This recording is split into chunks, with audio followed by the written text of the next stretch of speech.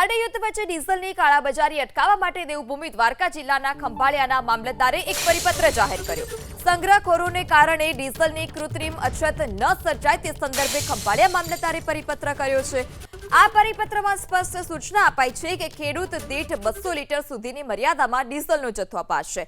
ડીઝલના જથ્થાનો દુરુપયોગ ન થાય તે માટે પરિપત્ર કરાયો છે। મામલતદારે બિનજરૂરી સંગ્રહખોરી ન કરે તે હેતુથી ખરીદનારની ખરાઈ કરવા પણ પેટ્રોલ પંપ સંચાલકોને સૂચના આપી દીધી છે।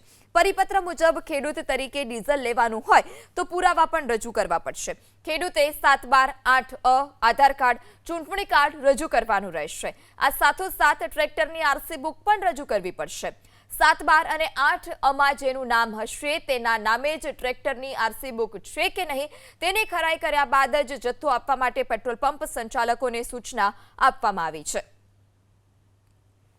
ત્યારે આ દ્વારકાની ઘટના કે જ્યાં કાળાબજારી અટકાવવા માટે ખંભાળિયાના મામલતદારે પરિપત્ર જાહેર કર્યો છે।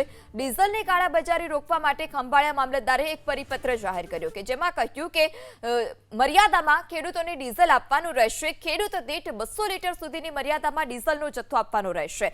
ખેડૂતોની છેલ્લા ઘણા દિવસોથી રાવ ઉઠી છે કે તેઓને પૂરતા પ્રમાણમાં ડીઝલનો જથ્થો નથી મળી રહ્યો। ખેતી કામ માટે અલગ અલગ ઓજારોનો ઉપયોગ કરવા માટે, ટ્રેક્ટરનો ઉપયોગ કરવા માટે મોટા પાયે ડીઝલની જરૂર હોય છે।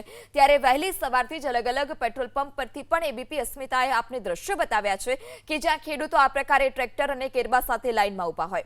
પરંતુ ખંભાળિયા મામલતદારે એક પરિપત્ર જાહેર કર્યો અને પરિપત્રમાં સ્પષ્ટ સૂચના આપવામાં આવી છે કે ખેડૂત દીઠ 200 લીટર સુધીની મર્યાદામાં ડીઝલનો જથ્થો આપવામાં આવશે।